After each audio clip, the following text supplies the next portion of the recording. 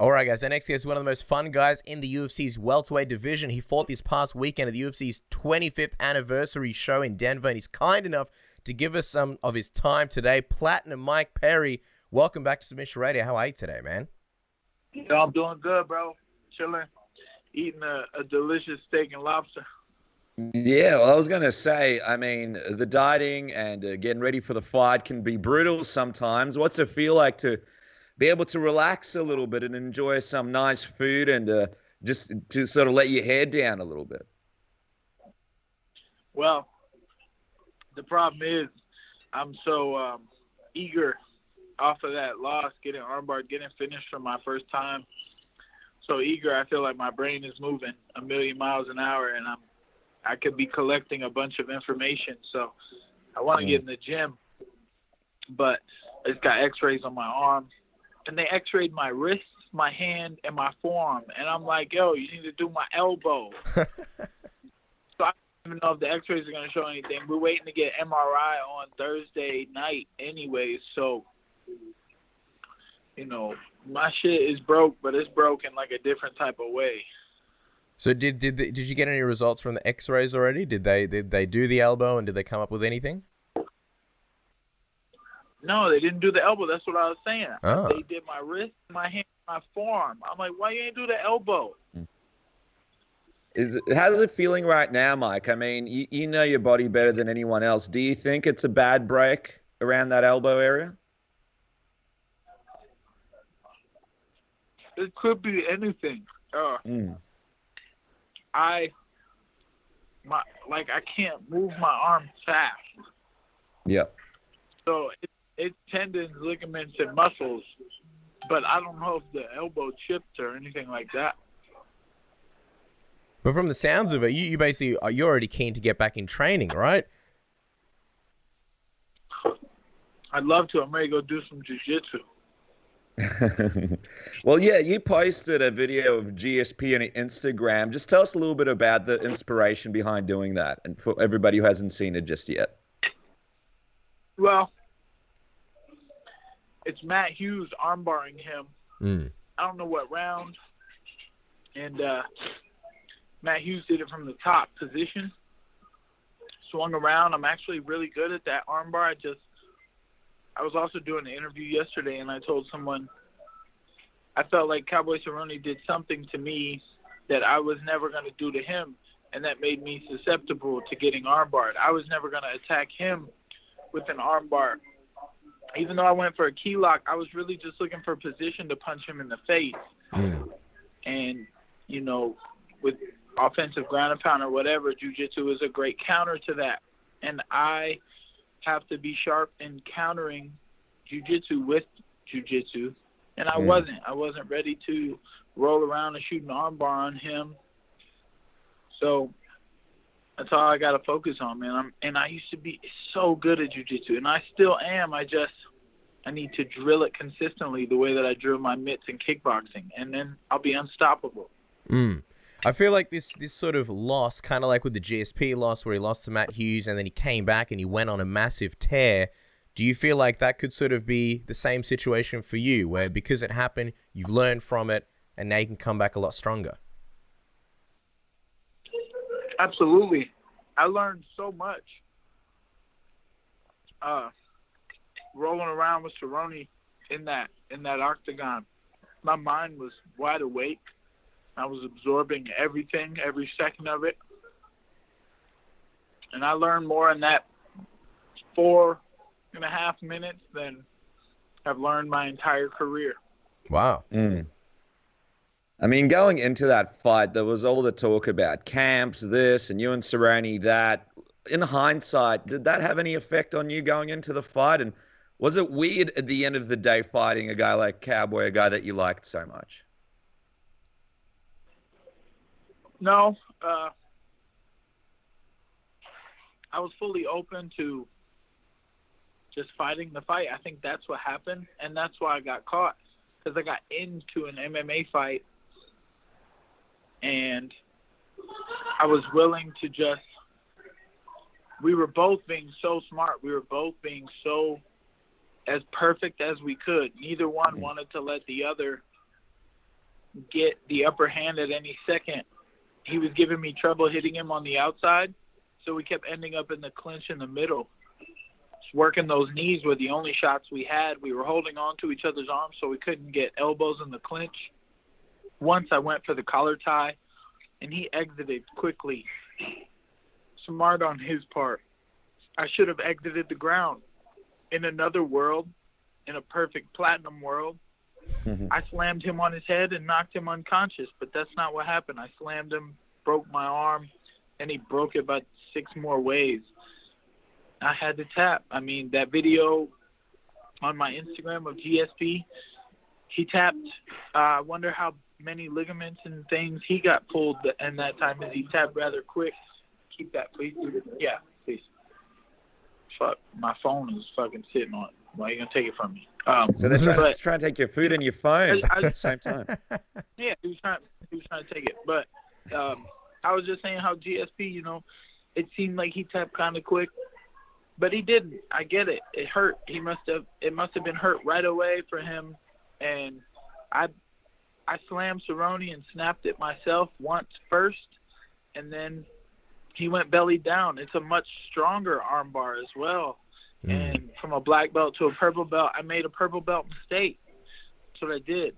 It might have been a white belt mistake, you know what I mean? Because I wasn't flowing and in my technique the way that I was with my kickboxing. I went for the takedown because it was what was open. We were constantly countering each other on the feet, and I got the body lock, and it just made sense to grab that takedown. Now there are things I have to work from there if I'm going to be taking people down. Watch me start Khabibing these motherfuckers, and then they're going to be like, oh, we can't let Perry take us down. Then they're going to stand with me, and I'm going to KO everybody. What were the moments like in the back after the fight? Did you get a chance to speak to Cowboy, and what did you guys say to each other?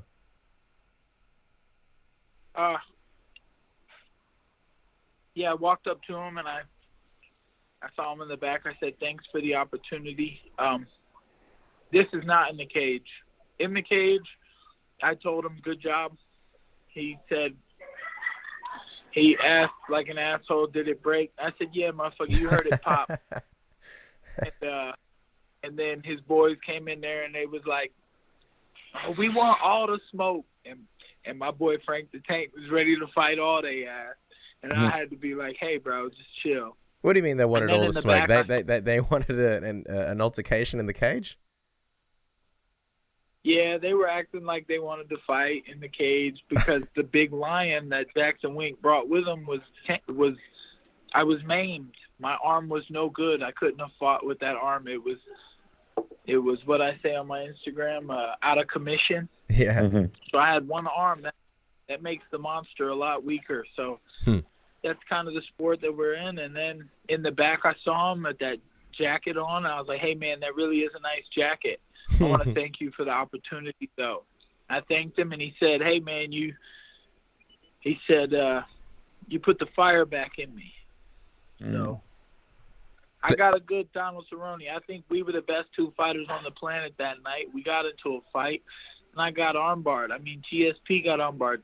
Anthony Pettis won the world title on Benson Henderson, who was a grappling machine, fanatic, fucking amazing athlete. So that armbar was actually, you go through this circle of basics and advanced moves, and then it always goes back to the basics. So we went full circle a couple times in that fight, and then I ran into an armbar. For sure. And it was a great fight, and I think a lot of people enjoyed that. You said on Instagram, speaking of Instagram and the GSP post, you mentioned also on Instagram that Dana White was disappointed in you. What did you mean by that? What did he say to you? No, he didn't say anything to me. It was just him in the picture in the background. Okay. And, the face that he was making. Yeah. I was really just, I was trying to let him know, and I was trying to let him know that I'm disappointed in myself and that I will do better. And if he didn't see it at that moment, he will see it. Well, I think you've got a great And he's gonna attitude. pay me. Go on. Well, yeah, thank you, man. I mean, I feel like, listen, I'm gonna say something here, and it's gonna sound crazy, and I'm not gonna take nothing away from Cowboy. Mm-hmm. He won fair and square, but I felt like I was staring defeat in the face that night. I felt like, okay, if it had gone the other way, they would have been like, oh, Cowboy had all the pressure. But me, I was fighting a fight that wasn't my fight. It was Jackson Wink versus Cowboy Cerrone. So it was my coaching that took my body over. There was something, the way that we trained, that I was ending up with takedowns on people. And then their jiu-jitsu wasn't the level of Cowboy Cerrone to counter me. So I think I stared defeat in the face that night, and I got in the cage anyways. I felt like I was going to lose before I ever walked in. Maybe that's just because I lost now. But I just felt like everything was against me. And it was just to make me stronger. I felt like I learned more from that loss than I would have ever learned from a win. And that's it, man. I was looking at the Grim Reaper, and I entered the cage with him. I brought the real Cowboy Cerrone. We were the best two fighters on the planet when we were in that cage, period. That's how it was. We were the best. And the experience won in the grappling. The jiu-jitsu is amazing, and I already knew that. I just had got away from it. So I just want to clarify, Mike, because you mentioned sort of, some of the training and Jackson Winkeljohn, you feel like it kind of led you to the way the fight played out. Will you continue to train at Jackson Winkeljohn for your next fight and for the future?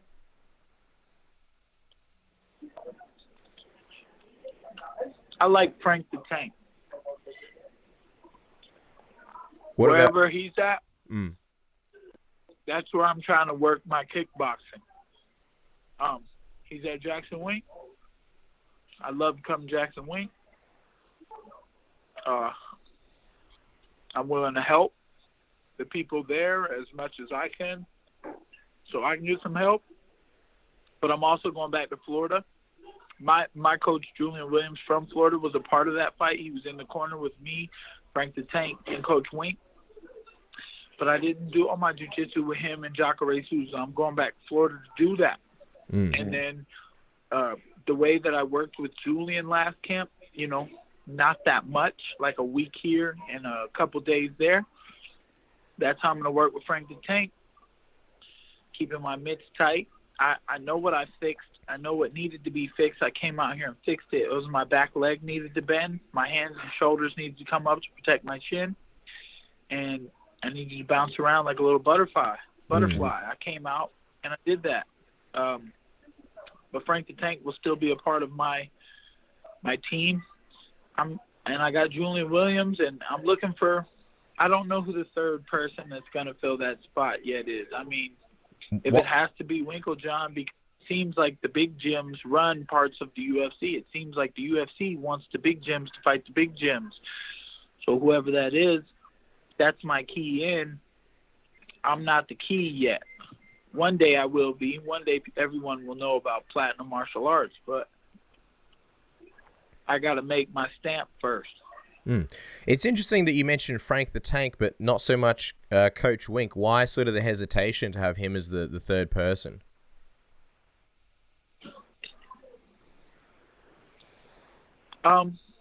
We just don't click like that. I want to be around Frank the Tank. I want to be around Julian Williams. Being around Coach Wink, I'm like, I like him. He's a great guy, but he knows that we didn't click like that. We didn't spend tremendous amounts of time together learning from one another.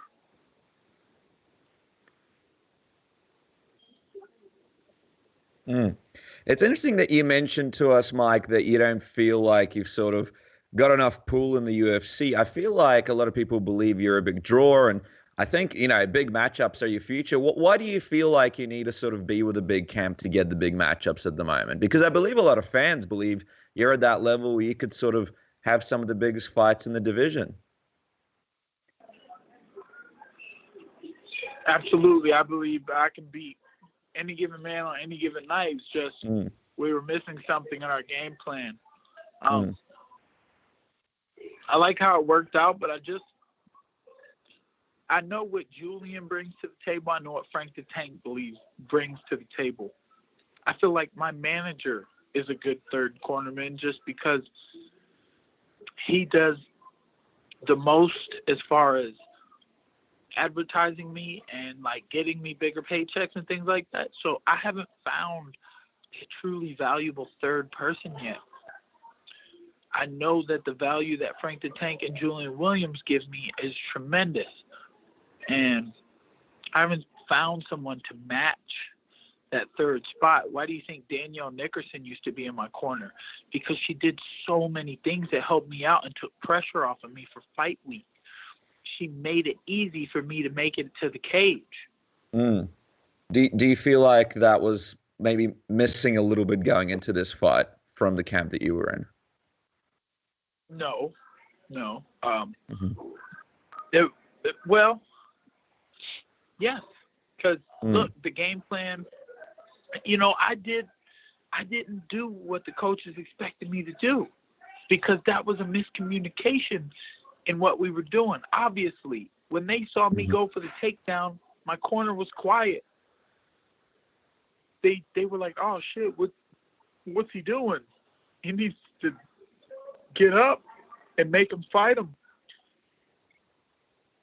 I just saw the point and wanted to take the round, and I just need to work that position, those positions on top. I'll be unstoppable. So I guess it's going to be interesting to see. Sorry, go on. Check me out here. No, it's all good, man. Listen, I believe we got some good stuff. It was a real pleasure talking to you guys, especially being Australians. I got a lot of Australian friends these days, man. Shout out Jackson O'Doherty and my boy Aaron McConnell.